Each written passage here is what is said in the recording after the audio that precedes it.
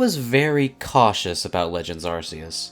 In fact, in my old videos ranting about BDSP, I specifically held my tongue on Arceus because I wanted to have faith in the Pokemon Company at least one more time. I'm not sure why I did after the last decade of games that were... What's the best words not to piss anyone off? Screw it.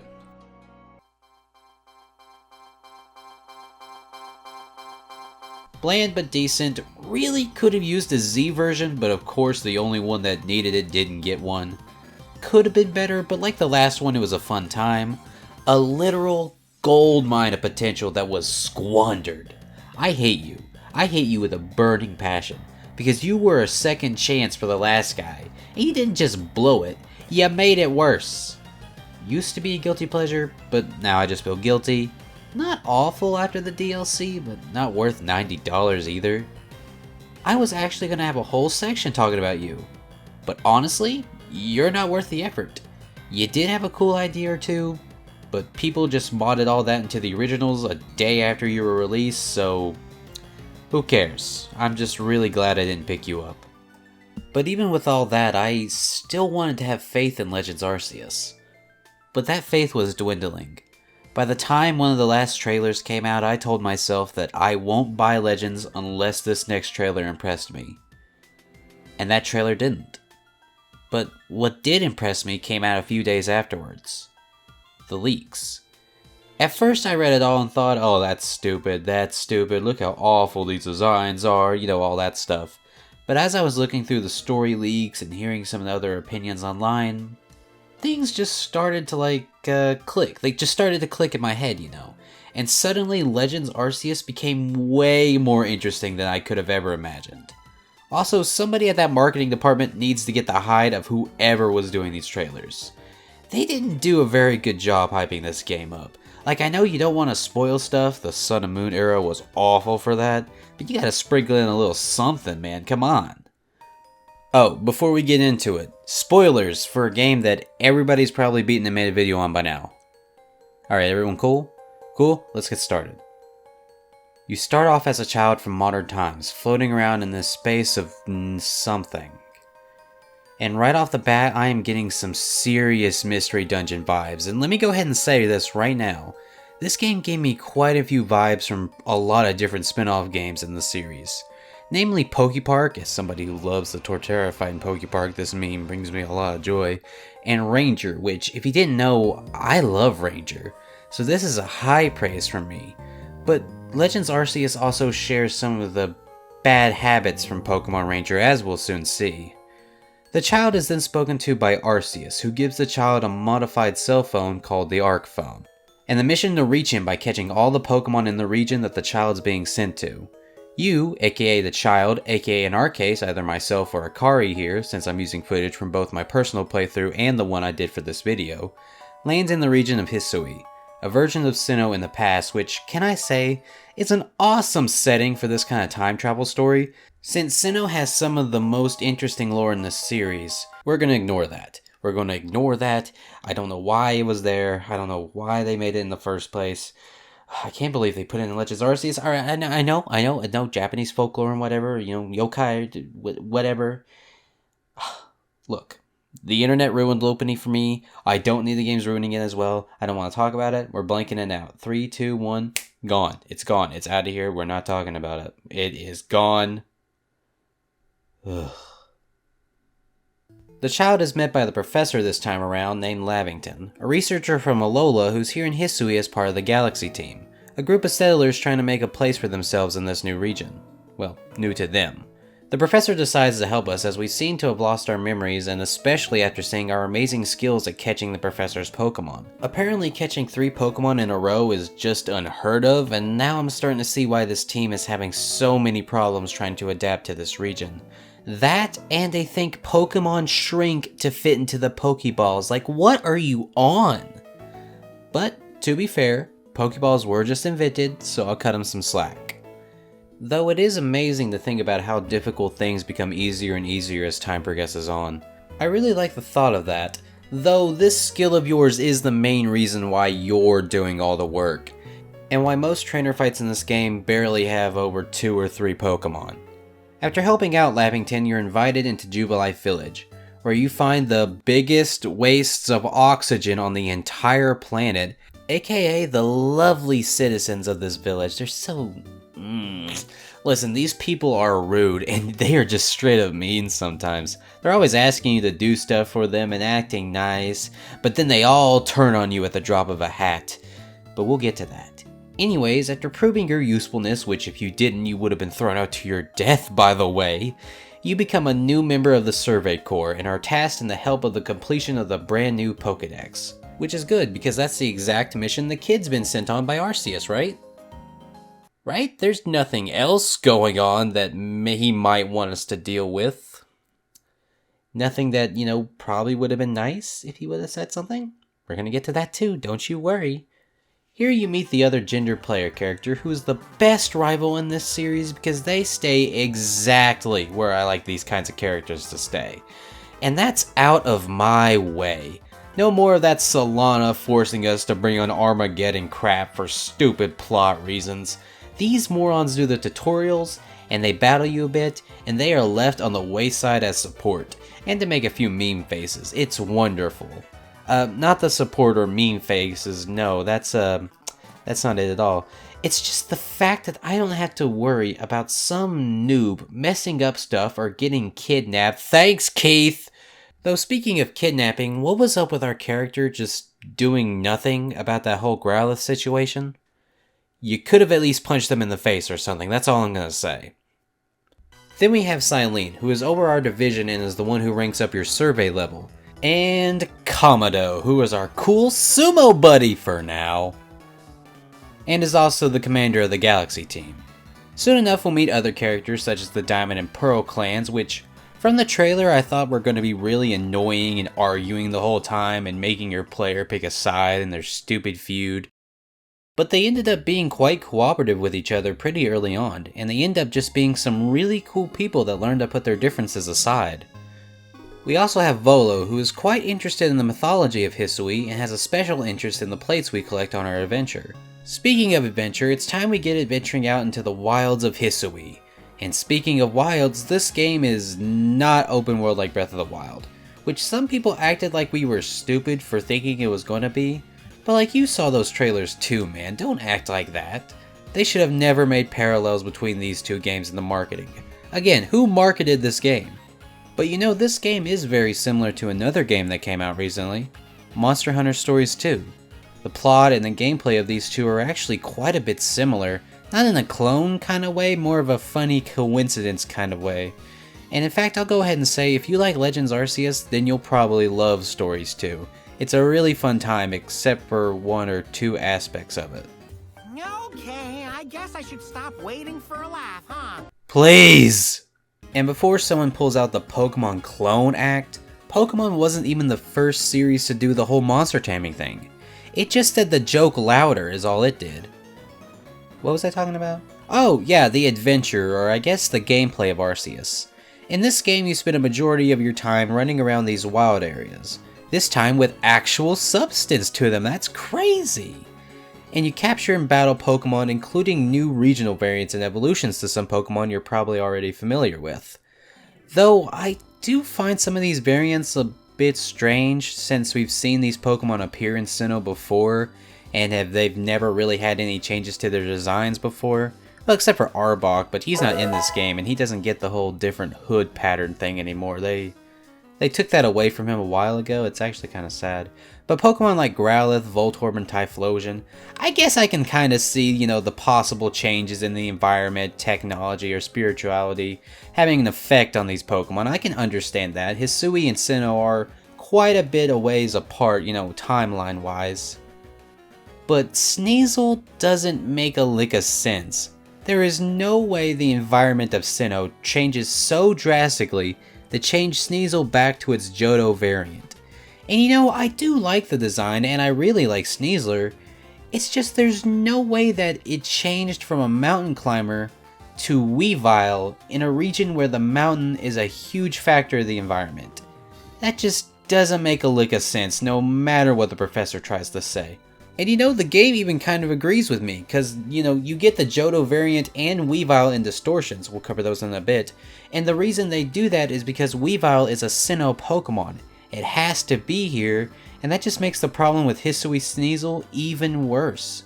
Again, I love the design, but the lore doesn't make any sense. Now, you've probably noticed that I'm riding on, or at least riding in a box with that Sneasler is carrying. Well, in this game you can gain the aid of certain noble Pokemon who help you travel through the world and find items, which Lavington rightfully compares to the ride Pokemon in his home region. Which is kind of weird to hear ride Pokemon are a thing because of how afraid of Pokemon everyone is, but okay, nice to know not everybody is so fearful. One complaint I have about ride Pokemon though, is that I wish Braviary could actually fly instead of glide around, but maybe that's just Stories 2 being on the brain, you know?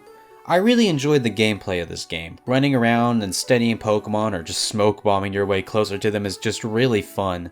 I really had a good time, and it's just great to just stop and watch all these Pokemon just dawdle around. They don't interact with each other, which is kind of disappointing, but they will do some interesting things in their environments. You know, that's cool to see, you know, at the very least. And some Pokemon are actively aggressive towards the player and launch attacks your way, which aren't at all that dangerous if we're being honest. It's pretty easy to dodge and just ignore them, but you can't skip travel when a Pokemon is aggroed onto you, and I'm just gonna be honest, that's just annoying. It's not dangerous, it's just annoying. It's the same thing with the Emmys in Metroid Dread. They just kind of got on my nerves more than anything else, which is way worse than dangerous in my opinion. But other than that, I think this game does the whole exploration thing really well. It's just so fun to explore, find items for crafting, you know, just making new Pokeballs and all those other items, catching Pokemon. It's just really fun, and although the game does limit your exploration pretty heavy in the beginning, you can almost always find a way to get around roadblocks or find something hidden that's just as good. You can even find yourself getting to areas way earlier than intended, including reaching the top of Mount Cornet by just running up this small hill, meaning you don't even need Sneasler. Hoo, I did not see you there. I'm sorry, Sneasler, I'm sorry. I don't mean to do you this dirty, but like, why are you even in this game? Oh, no, please don't cry. Your design is really cool. It's just, when I can better justify Porygon being in this game over you, it's just a little, oh, no, don't run away. Darn it. Anyway, you can actually get to battle and catch Pokemon that are beyond your level, which, thank you so much for allowing us to do this. I mean, Sword and Shield was stupid for making it impossible to catch higher level Pokemon. And you know, this game does have a limit about how high the level you can catch is at, especially at the beginning, but you can still catch level 20s when you're around level 5. They won't listen to you, however, but I think that's a great trade-off. And I remember wishing Sword and Shield did a similar thing.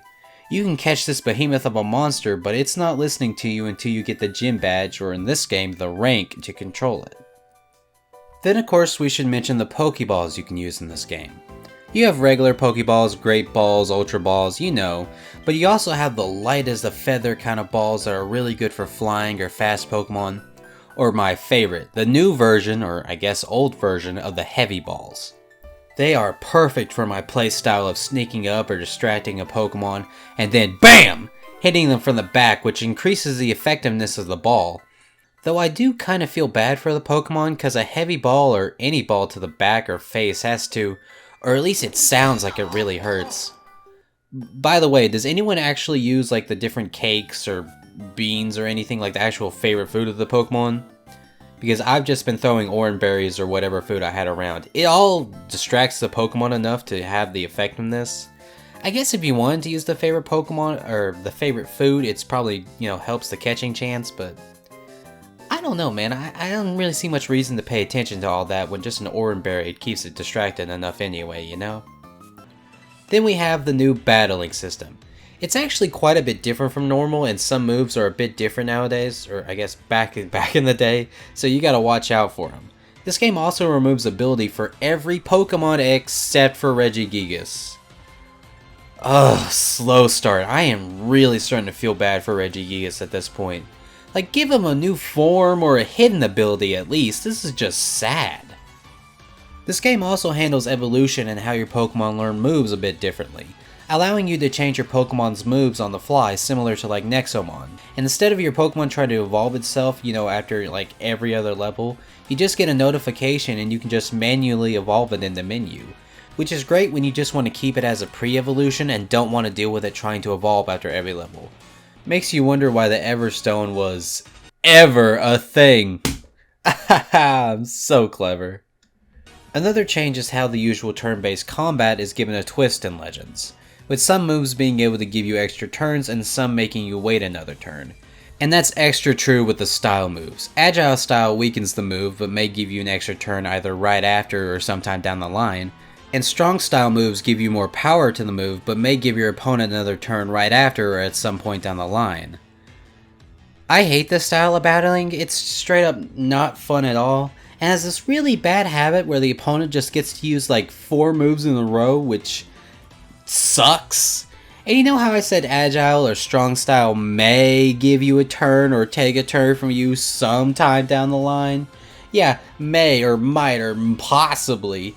And that just completely ruins this mechanic because most of the time I want to use an agile style move, it just doesn't work, and it may give me an extra turn way down the line, and by then my Pokemon is already fainted because I needed that extra turn now, and I won't be able to use that extra turn if my Pokemon's already dead from the opponent's strong style move that didn't get rid of one of its turns. Or maybe the opponent just does this really annoying thing where they use an agile style move and then a strong style move right after it. Like, man, it must be real nice to give up 2 PP and get an extra turn instead of giving up an extra power point and just making your move weaker. And the whole needing an extra power point to use a style move? No, because if you and your opponent just has 1 PP for a move, you can still do a style move like it's nothing. The whole style and extra turn crap just sucks, and it doesn't add much value to the battle system, and it kinda just spoils it.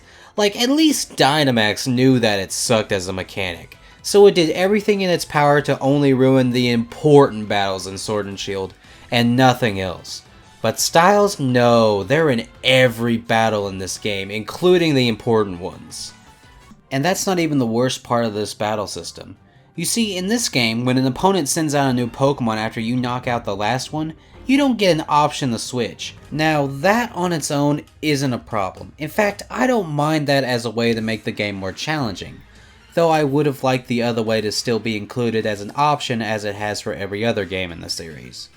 But no, the real problem is sometimes the opponent sends out their Pokemon and it immediately goes after yours and probably knocks it out because your Pokemon just got done fighting the first Mon and it's 4 turns. You don't get a second to react to the opponent Pokemon. It just curb stomps you, and now I have to waste a revive just to make sure that Pokemon gets experience from this battle. By the way, experience only comes up after the battle. You don't get it in the middle of battle anymore, so that all sucks. And I'll be honest, I just lied to you. I just lied to you, because all of that wasn't even the worst part. Do you remember Horde battles in Gen 6? Maybe, maybe not. It was just this 1v5 kind of thing. Pissed me off a bit because I think 5v5 would have been funner, but no, it's 1v5. But at the very least, you could use moves like Surf, Earthquake, or Rock Slide, etc. You can get your way out of it pretty easily with those multi-hitting moves, and all the levels were fairly low for those 5 opponent Pokemon. It wasn't that hard. Now, imagine Horde battles, but it's dog shit. In this game, your Pokemon can be gangbanged by other Pokemon coming in trying to ruin the fun, or by other trainers just deciding to throw out more than one Pokemon. Now, what do you think the correct response to this would be? Maybe call out your opponent for being a jerk, or maybe throwing out some of your other Pokemon, to make the fight fair. Or, consider this, would you just sit there and watch as your Pokemon gets its rectum ruptured by 4 level 30-somethings that do half your Pokemon's health, even though you're level 67, but I guess levels just don't matter that much in this game. And you'd think that at the very least, you could use moves like Surf, Earthquake, Rock Slide, etc. to damage more than one Pokemon. But no, because Surf and Earthquake aren't in this game, and moves like Rock Slide and Swift aren't multi-targeting anymore, so you had to fight each of those Pokemon one at a time, or just get one shot because all the agile style moves didn't give you an extra turn, so you're taking all 4 of those attacks head on. We gotta check on Game Freak because the heads of the marketing and battle departments are off their rockers. Who came up with this? No. Who saw this and immediately told whoever came up with this, you're an idiot, and then put it in the game anyway? Why is this a thing? You can say all these mechanics are the way they are because of wild battles, and that they weren't made with trainer battles in mind. But 1, they aren't fun in wild battles. 2, why would they make a battle system in a Pokemon game without trainer battles in mind? And 3, tell that to my level 3 Bidoof who's still recovering from being jumped by 8 level 60 Garchomps and now has a panic attack whenever it sees anything that looks like lube. Time for your scrubbing, Bidoof. Strap it down! Strap it down! Stop resisting! We'll come back to the gameplay in a bit. We have to give Bidoof some more time to recover. While we're exploring the region, you may be tasked by Komodo and the clans to take on the frenzied noble Pokemon around the region. To do this, we need to use bombs made of that noble's favorite food and throw it at them to calm them down. Yeah, I also have no idea why that works. I mean, that bomb doesn't even go into the noble's mouth, and if I got hit with a bunch of quesadillas, I'd probably get more pissed because of all the wasted food. You can also use your Pokemon to weaken the noble in battle, but you don't have to. You can just keep throwing food at it, which I think everybody did on accident at least once. Also, I have no idea why if you lose a fight, the game gets very pushy if you want to continue with some of your progress. But it just lets you restart with just a push of a button. That kind of seems backwards to me. I'm not sure what's up with that. Also, this Avalugg isn't 100 feet. I know they said that some in the past could be up to 100 feet, but don't blue ball me like that. Though I wish I could catch this huge Avalugg. That would be so cool. But what caused the nobles to be like this anyway? Well, you see, Hisui has a small, tiny, minuscule problem of the entirety of space-time being thrown out of whack, causing space-time distortions that either drop off items and Pokemon from the past or future, or people like yourself and Ingo. Now that's a throwback. Haven't seen you in a bit, buddy. In fact, I don't think you and me have ever fought till this game. I love the battle subway as a location and a means of travel, but not as much for the battling. But yeah, Ingo's here and he's also lost his memories. But he can recall his partner Pokemon and his brother slightly. Well, these space-time distortions are doing more than just being a kidnapping service. They are also bringing down lightning that's frenzying the noble Pokemon of the region. We don't get an explanation for why this lightning only affects noble Pokemon, or really we don't get an explanation for most of the plot in this game, but as the player, it's your job to help stop it since, you know, you're the best trainer in the region. How's Bidoof doing, by the way? Oh, he's fine. He just needs a bit more... A lot more time. Okay, we'll just keep a watch on him. Moving on. While you're exploring the region, you may notice some other huge Pokemon walking around. These are known as Alpha Pokemon. Essentially, they are giant versions of normal Pokemon and are a lot tougher. Though the toughness doesn't really stick around after you catch them. But you know, having huge Pokemon is awesome, and I wish they had a sort of beta Pokemon system for tiny Pokemon. But you know, most Pokemon in this game have a variety of sizes already, which is pretty cool. Though I have to say, it's sad that a lot of Pokemon aren't at their full size even when they're alpha. Pokemon like Steelix, Rhyperior, and Torterra, they're just way too small. Even the alphas feel like they're either normal size or just a tiny version. Well, after being such a good member of society, following every order to the letter, and calming down every single noble Pokemon, you'd think this would be cause for celebration, right? Nope. After calming down the nobles and working to the bone on that Pokedex, we'll talk about that later, trust me, the sky goes all wonky like it did with Cyrus, and now you and the clan leaders are summoned to Komodo's office. And it's here where we see that Komodo blames all of this crap on you and throws you out of the village. What? He reasons that you fell from the distortions right before all this happened, so it must be your fault. And since you can't 100% prove it isn't you, I get so mad thinking about this, that it has to be you. Of course, everyone in the room disagrees with this decision, cause it's stupid.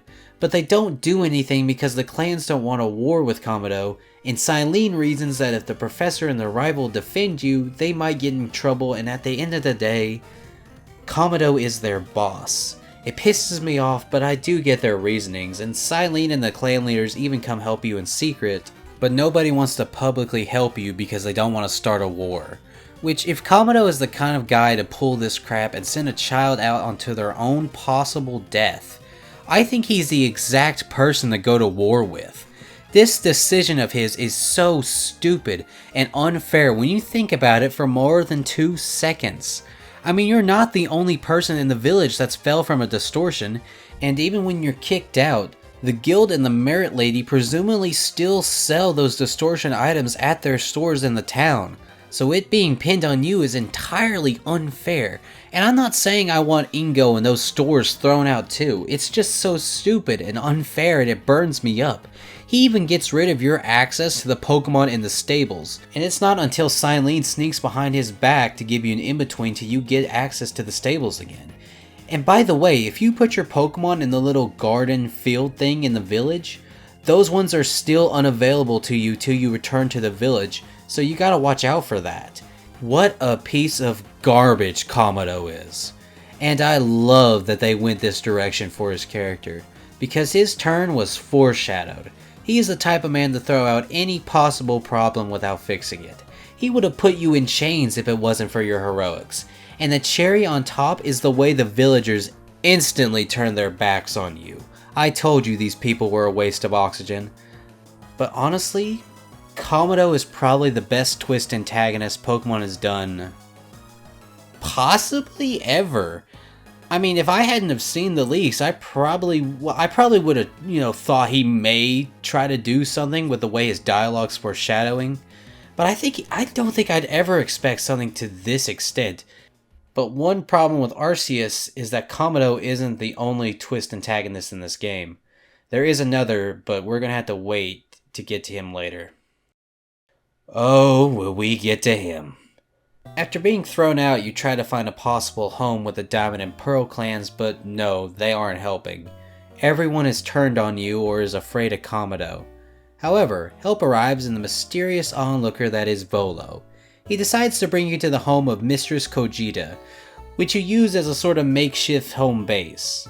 And the clan leaders show up to help you in secret. The plan is to use the red chain created by the legendary Pokemon of the lakes to try to fix this distortion problem. You pick one of the clan leaders to join you, with your choice of leader being which Sinnoh legend you'll catch first, and then you and the chosen leader and Volo are off to the lakes. Here you'll be forced to battle an alpha Pokemon and then complete a challenge based on the lake legendary. I really like the challenges as they give you a chance to really look at your feelings about the situations in the story so far, test the will of the player in an interesting way, and test your knowledge about Pokemon.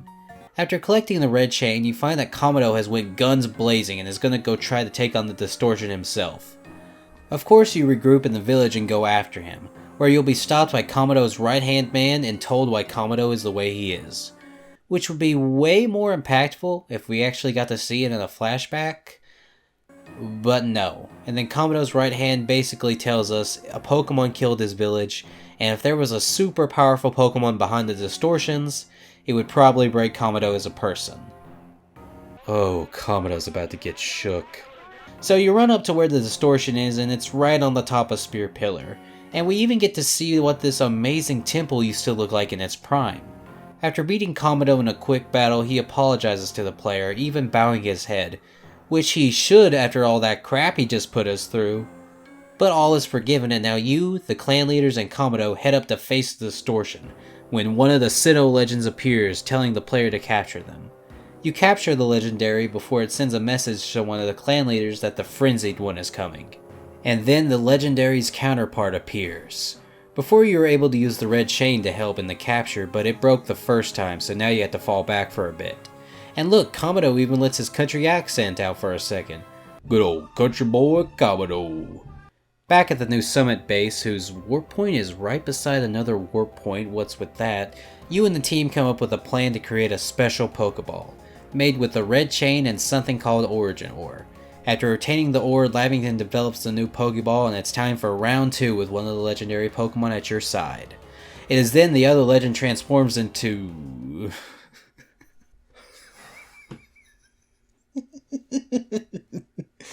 Are you laughing, boy? No, I'd never laugh.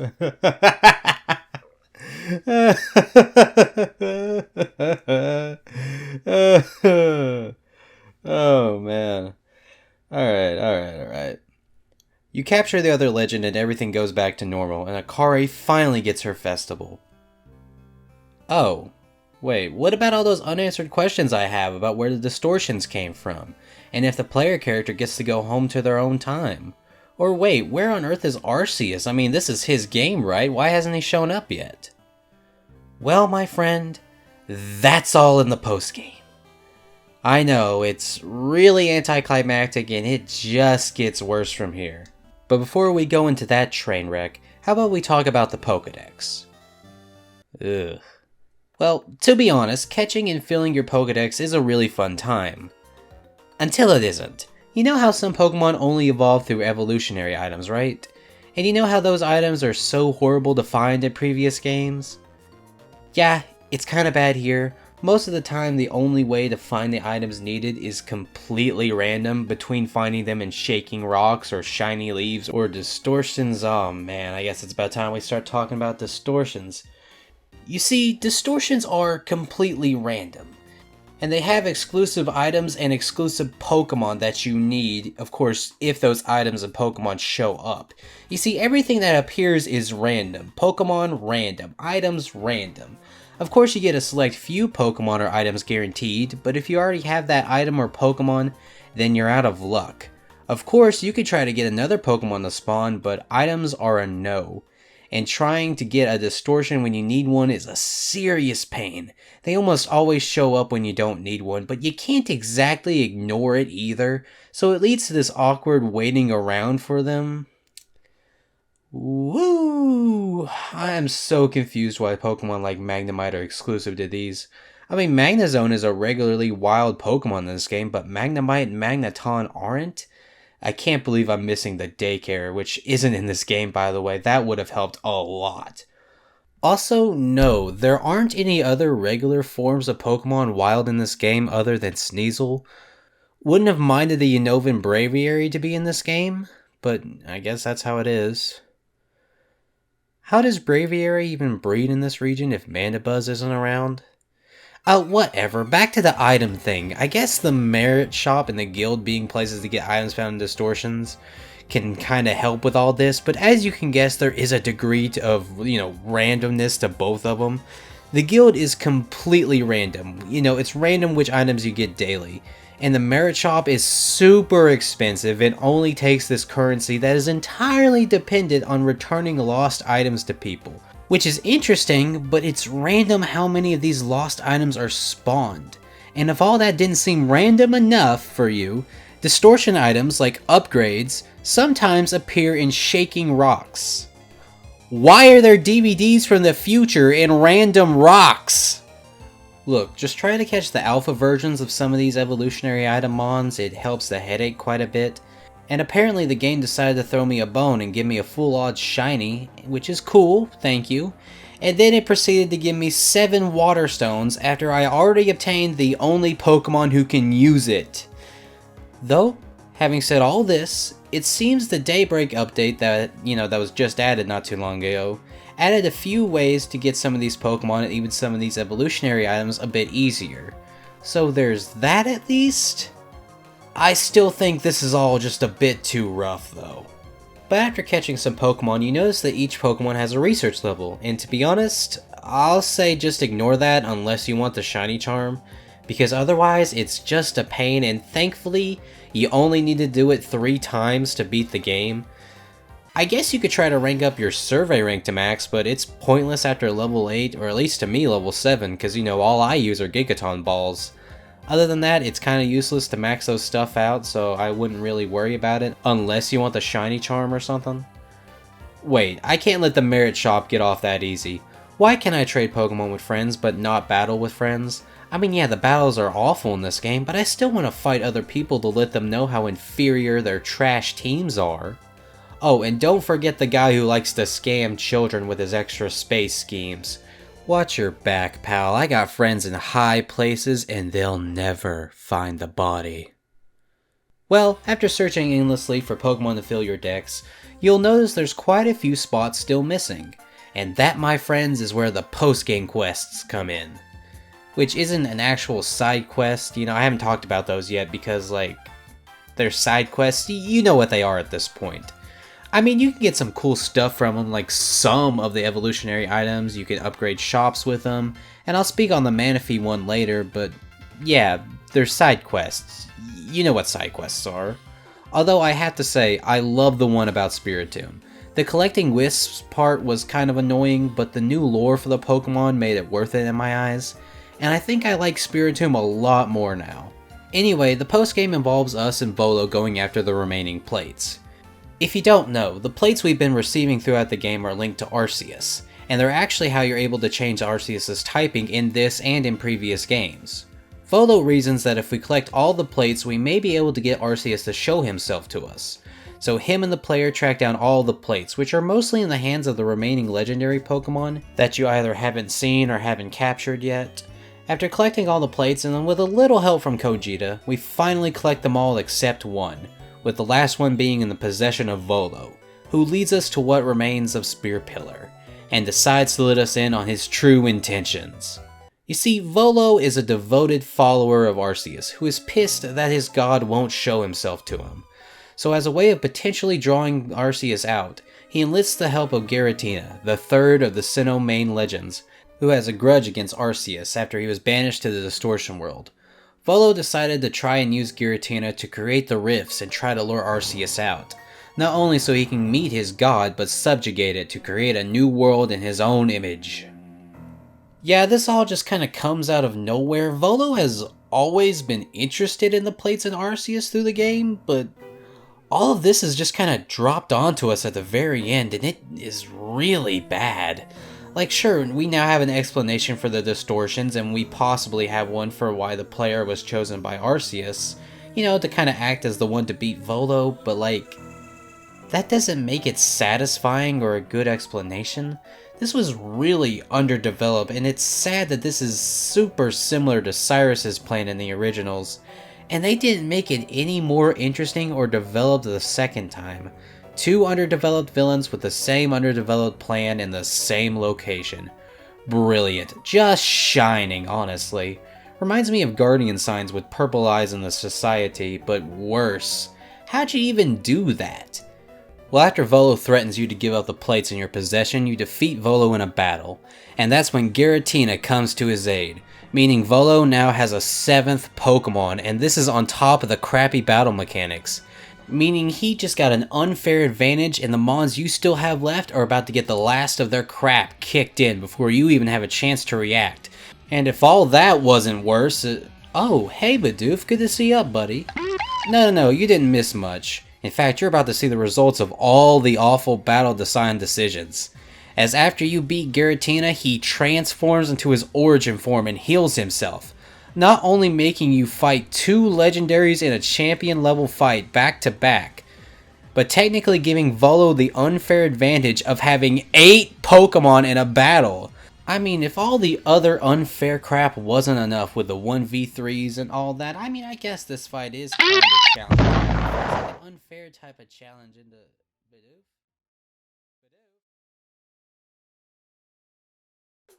Other than the 8 Pokemon... Sorry, 8 is one of his trigger words now. Other than the 2 extra Pokemon, I only really have one nitpicky complaint about Volo's battle. He's going for a Cynthia-styled team since he's the ancestor, you know, to Cynthia or something. But for some reason they give him an Arcanine, which is odd since the rest of his team is based off Mons Cynthia has had. Even the Giratina now with that odd event in Pokemon Masters. Is that game good anymore? I haven't played it in a while.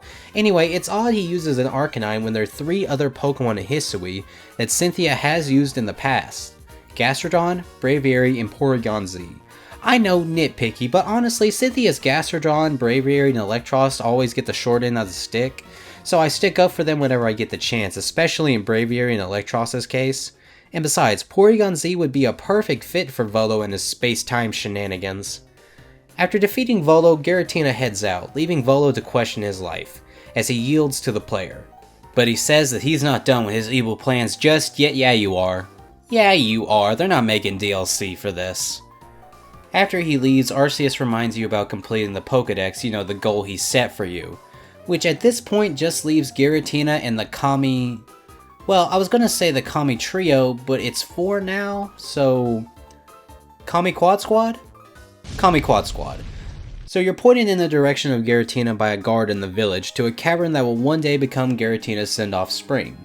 And after catching Giratina, you learn he has gained a newfound respect for us, the player, and now vows to become the Guardian of Hisui, foreshadowing his role in the interruption of Cyrus's plans in Platinum, but making me wonder what was up with him in the other Sinnoh games. After hearing about Volo's plan, Kojita apologizes for not catching on to Volo's ambitions, and points you in the direction of the Quad Squad. Though, did we really have to complete their Dex entries? I feel like the game's just padding things out at this point. But now it's finally time to face Arceus in a battle in a similar setting to the Mew fight in Snap. Can the Mew thing even be considered a fight? Well, this Arceus battle can, as he is not pulling any punches. He's pulling out all the stops to take you down, even changing his type in battle to perfectly counter your Pokemon. But after the battle is won, yeah, the bomb thing comes back for a few legendary battles, which doesn't make any sense. But I like to think of it as Arceus just going, "Yeah, this is what you're used to, so why not throw food at the face of God?" Well, after winning, Arceus congratulates you on your abilities and joins your team. Yeah, you don't catch him, he just joins you, which is interesting and must have been really confusing for the lady at the stables taking care of your Pokemon. But now with Arceus in tow, the game keeps going. Yeah, no celebration or credits or ending, it just keeps going. The player doesn't even get an option to go back to the present, the game just doesn't end. That is really anticlimactic. The story of this game starts off really interesting, but just dies off real hard. We get some cool character moments, interactions, and just some cool action in general, but the whole quality of the story is really poor. Like, the climax of the main game only solves one of the main plot points in Hisui, and doesn't really have a lot to do with why the player was brought here. I mean, when Arceus sent us here, it wasn't for Volo or the distortion stuff. The main mission was the completion of the Dex, and the main mission gets sidelined so hard that it becomes irrelevant to the story until post-game, where the game treats it as a checkbox on the list of impossible feats the player has accomplished since coming to Hisui. It doesn't even give it a main fanfare exciting feel that it should, as not only is this the first Pokédex ever made in the series, but it's the main point of the marketing and the main goal of the player. And you can say, well, maybe you need to 100% every entry or get all the ranks, but I looked it up and both of those just have a quick cutscene congratulating the player, and then moving on as if nothing happened. Why? You just couldn't help yourself. We just couldn't have a game about the Pokédex. You had to shove in a huge world-ending conflict, didn't you? And don't get me wrong, I'm not saying that the time travel and distortion stuff isn't interesting, but that's not what you're here for. Well, technically the idea of the player coming from the future is one of the things in the leaks that actually made me interested in the game, but the actual goal of the game was making the first Pokédex. It's constantly mentioned as the most important thing in the story, just for it to not matter at all by the end. You don't save the world by putting the vast knowledge you've gained making the first Pokédex to use. Instilling the Dex as this super important item that must be consistently updated with each following generation to make sure the knowledge of Pokemon stays relevant to the future generations so they're prepared for any possible hardship. No, you save the world with some irrelevant prophecy told you by some irrelevant mistress who doesn't appear to the end of the game. Who marketed this game? No, who wrote this game? We gotta get the whole team in here at this point to really figure out what on earth was going on here. The mechanics, story, marketing. I haven't even talked about graphics and music yet. The music in Arceus isn't bad. A lot of it's actually pretty good with some really cool remixes of some of the Sinnoh themes here and there, if you listen to them long enough without a Paris or something aggroing you and changing the music.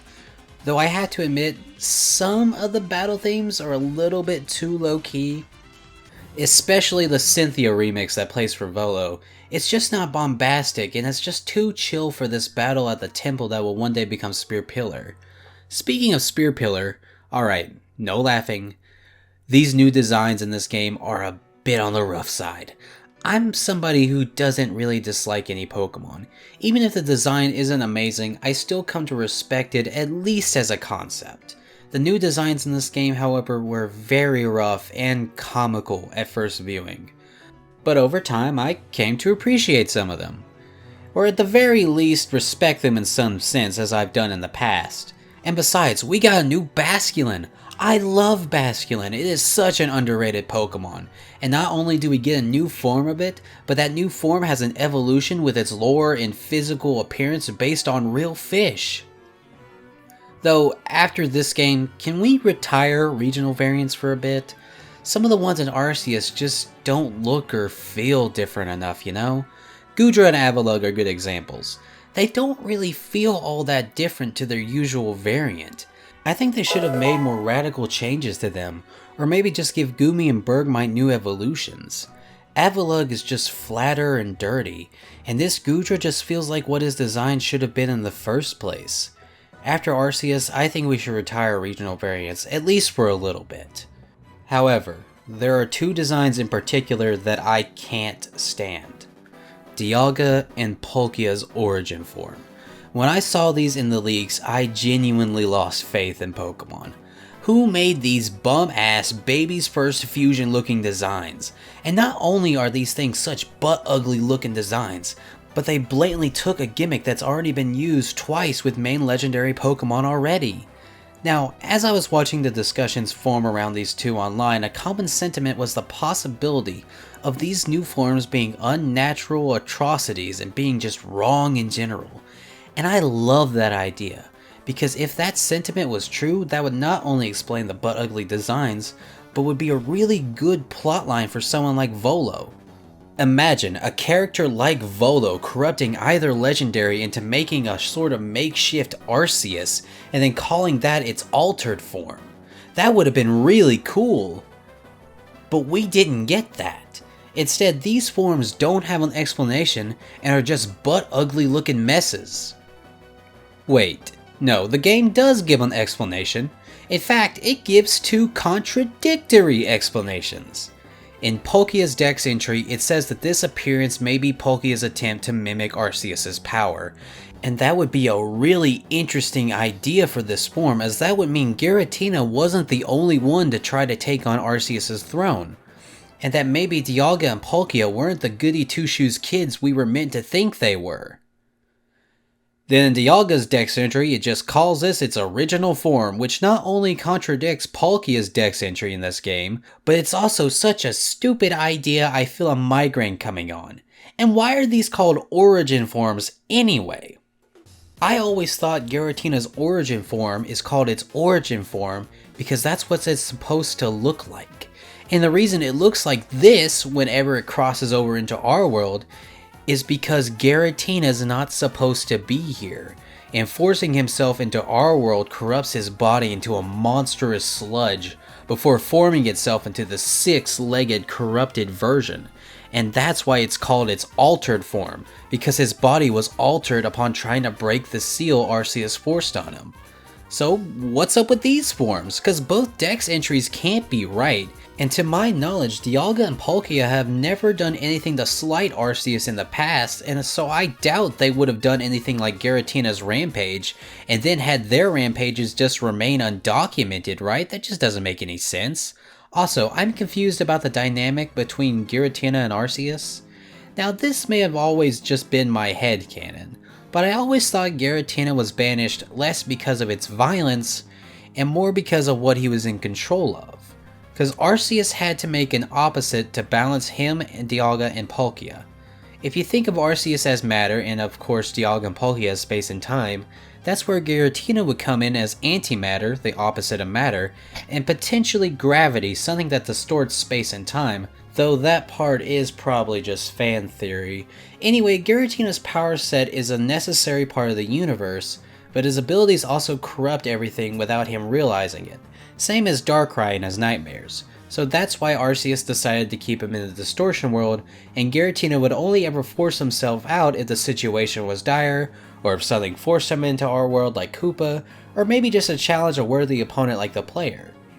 This would explain a lot of Giratina's habits of leaving the distortion world on some games and even being heroic in his attempt to stop Cyrus and Platinum.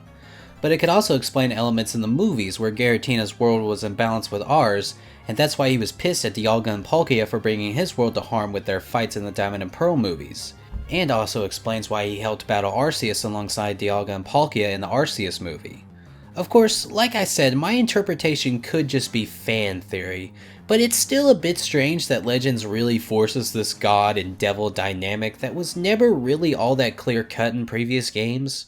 Before, you could make a parallel, sure, but it was never really like that, you know? And I always thought that was more interesting. But I don't think the way Legends portrays it is wrong, it's just a bit strange to be doing this now. But it does make Giratina's actions after the Volo fight kind of hilarious. Shaw, dude, you bested me in battle twice, even in a weaker state? You're so hardcore, bro. I respect it immensely, man. Dab me up, bro. Sprinkle it. You're totally wicked, dude. And Arceus chose you? He may not be so unradical after all. What was it you're trying to do again? Risk your life to save the region? Sure, dude. I'll protect the region for sure. Don't even sweat it, dude. Did you know this Volo guy never dabbed me up, much less sprinkled it? Totally unrad, man. But sure, I like you. You got the high tide vibe. Oh! I love that voice. Surfer Dude Giratina was probably not something you expected to see in this video.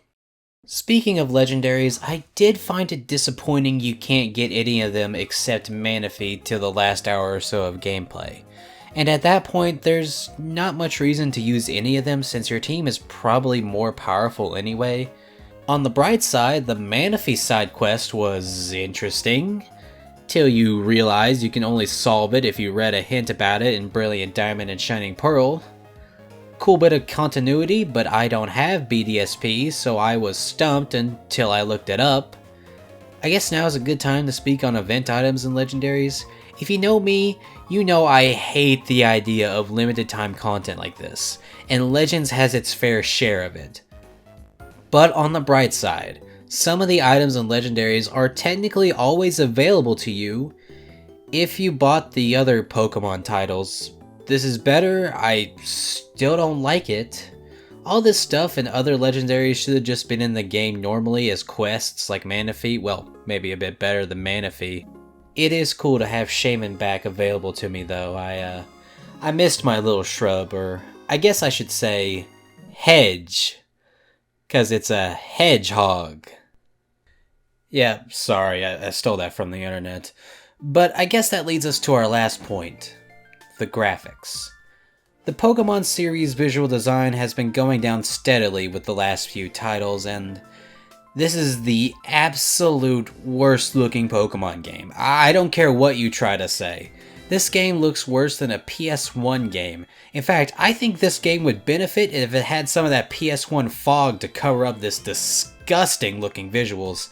This is the most pathetic display from any modern company, especially the highest grossing franchise ever. It's not even sad anymore, it's just disgusting to see it at this point. Legends Arceus tries to go for this old Japanese artwork look. You can even see it at the end of that one trailer, but it doesn't even look like that at all. Everything is flat and gross with this absolutely awful render distance and 4 frames per second Gyarados flying around. They didn't even put a second shadow effect on Giratina. It's only on one side of his body in a game where you can move around freely in the battles. This game somehow screwed up both its art style and its graphics. which is something Let's Go had right in 2018. If you can't make it graphically intensive, just make the style colorful and simple, or at least easy on the eyes. Arceus looks flat, ugly, and just unpolished. This is what the beta should look like, not the finished $60 experience on the same console as Mario Kart 8, Doom Eternal, Breath of the Wild, Ori and the Will of the Wisps, Mario Odyssey, Luigi's Mansion 3, Pokken Tournament, Pokemon Snap. Wait, those last two are Pokemon games. You can't even compare to yourself on the Switch, and Pokken and Mario Kart are Wii U ports. On the bright side, the animations are better, or at least they're better at hiding them. I did notice a few leftovers from the 3DS. The Pokemon in this game are very well animated though, and they even run up and attack each other, like they did back on the GameCube.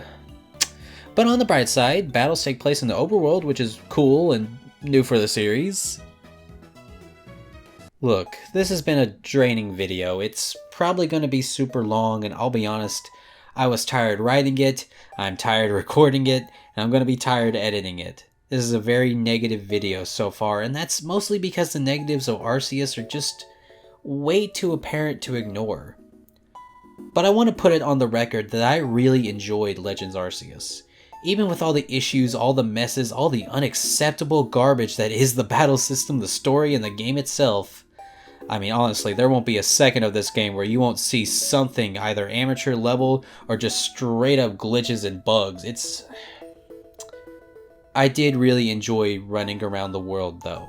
I enjoyed meeting the amazing people living in Hisui. And you know what? I enjoyed getting to see more of the history and the past of my favorite region and Pokemon. I love Sinnoh. Diamond is my favorite game ever, and man, it's so cool to see all the little details and locations that will one day become what I know them to be in the future. They even put Electabuzz in the snow. That's a deep, deep Diamond and Pearl cut that only weirdos like me would care about, since Platinum didn't even put Electabuzz in the snow. Electivire is a literal Yeti, a shock squatch, if you will. Ha. And as you can probably guess if you watched my first video on this channel, my favorite part of this game is seeing what Mount Coronet was like as a wild area. This game took me on a super fun, incredible ride, and although it kicked my teeth in a lot, I loved almost every second of this game in both of my playthroughs. I can't justify telling you to purchase this slop at full price, but if you ever find it for cheap, you will get an amazing time out of it. But I have to admit, like Let's Go, Legends Arceus is just starting to feel more guilty than a pleasure, you know? Oh, hey, you want some more depression? Check out the concept art back when BDSP and Legends were the same game. Yep, literally the Dream Remake. I can't believe I toned down my vision for that first video, and then I toned it down again for that one Pokemon Direct just to see Brilliant Diamond and Shining Pearl. Man, I have just been... I don't know. Listen, I know a lot of people tie a lot of themselves into this series, either because it feels a piece of you that is lacking in your life, or if it's just because it's fun monster playtime. And trust me, I get it, I care a lot about Pokemon. Not as much as I used to. In fact, the more I think about it, I've had issues with the series longer than I've really liked it at this point. But I do care, and that's why I make these huge videos wanting it to improve. But like, man, it's okay to criticize the crap your favorite franchises are doing. That's how things improve, and right now is the perfect time for Pokemon to try and reinvent itself. Will it? I don't know. Originally I was going to have a line saying, if Gen 9 comes out this year, then this franchise is a lost cause, but I ended up delaying this video a lot, so now I know about Scarlet and Violet. You really couldn't let Arceus have a month, could you? The big new remake of my favorite game that everyone said weren't rushed out and I should feel happy about it was just thrown out in less than a month. But hold on. I'm not saying this franchise is a lost cause. Yet, Scarlet and Violet do look pretty interesting. The game is colorful, has some interesting new design work, especially you little scamp. And is that actual detail on the Pokemon? Fur on Lucario, metallic shine on Magnemite, glistening scales on Viper. Immaculate. It took a long time, but Pokken level detail is at least starting to see its beginnings in the main series. Did you know Pokken's almost a decade old? Yeah, 3 years off. Hurts, doesn't it? But hey, this one is supposed to actually be open world this time. Yeah, after these two, I'm not gonna hold my breath on that. Also, Violet and Scarlet do seem to be lacking quite a bit of polish here and there, and I'm already getting war flashbacks to how ugly Legends could look. I wish they would have delayed this game to at least 2023, especially with Arceus already being released this year. But I get the feeling that Arceus took the January slot due to COVID. There was no way the original plan was for BDSP to come out in the holiday slot when Legends existed. But I will say I'm excited to see more about Scarlet and Violet. Hopefully this will be one of those cases where Game Freak actually does polish up the game after the first trailer, which I think they will, because I get the feeling they're particularly proud of this one, which I can't blame them. But honestly, this game is coming out way too soon, and I don't want to hear the multiple team crap. Call of Duty has multiple studios and they're still taking a year off because they realize this yearly junk is stupid. They've always had multiple teams putting in the best polish they can. Well, I guess I should put on some funny shoes and some makeup, cause you could have fooled me! Does this all mean Legends was just a $60 beta, and that they didn't even give themselves time to take feedback on? Is this really going to be the Mythic Gen we were supposed to be waiting for since X and Y? Does that make everything between then and now a test? I really don't like Game Freak sometimes. But you know, I mentioned other monster taming games earlier, and I think maybe you should check them out if you're interested in Pokemon or if you've lost interest. In fact, a lot of the other monster taming games are really cool and add a lot of interesting new elements to the genre. Which yeah, monster taming is a genre. You wouldn't call Sonic or Cuphead a Mario clone, would you? No? Well, of course you wouldn't, that'd be stupid. Especially since Mario didn't even come up with the idea for a platforming game. And that goes the same for Pokemon as well. If you aren't checking out these titles because they're not Pokemon or you're just waiting for Pokemon to do it, you're not only shooting yourself in the foot and hoping your celebrity crush comes down and kisses it better, but you're also missing out on some incredible games. I already mentioned Monster Hunter Stories 2, which is a fantastic time even with this thing. But there are titles like Nexomon Extinction which are just amazing. It not only mimics the formula of Pokemon, but spins it on its head and makes jokes about its situation, though I think it's a little too rough on itself. Or one of my personal favorites, Fossil Fighters, which I want to make a video on, but I'm not entirely sure how I want to do it yet, so maybe don't expect that for a while. But Fossil Fighters is amazing, even the third one is pretty good, though I hear that's quite the controversial statement. Monster Crown is good from what I've played so far, though I did softlock myself somewhere and had to restart. It's glitchy, but having over 1,000 mons kinda makes up for it. I respect it immensely. If you want to learn more about these games and more in general, you really need to check out Gym Leader Ed's channel. He's got the inside scoops for these kinds of games and even has interviews with some of the devs behind them. He's got a very informative channel, and if you're interested, you should definitely check him out. How to end off this video? Oh, I know. How about a fact about everyone's favorite Pokemon character? Murph! Did you know that Murph caught his partner Pokemon Slowpoke in the capture challenge beside Ringtown? Apparently he caught 2 hours in a row and his best buddy just appeared. Oh, Murph. What's that? You want another Murph fact, you ask? Well, I'll warn you, it'll shatter your soul. Oh well, you've been a good little audience today, I might as well reward you. There is nothing you can ever do that will reach Murph's level. I know, I cried too. Though, on the bright side, it does seem he has a new challenger waiting in the ring.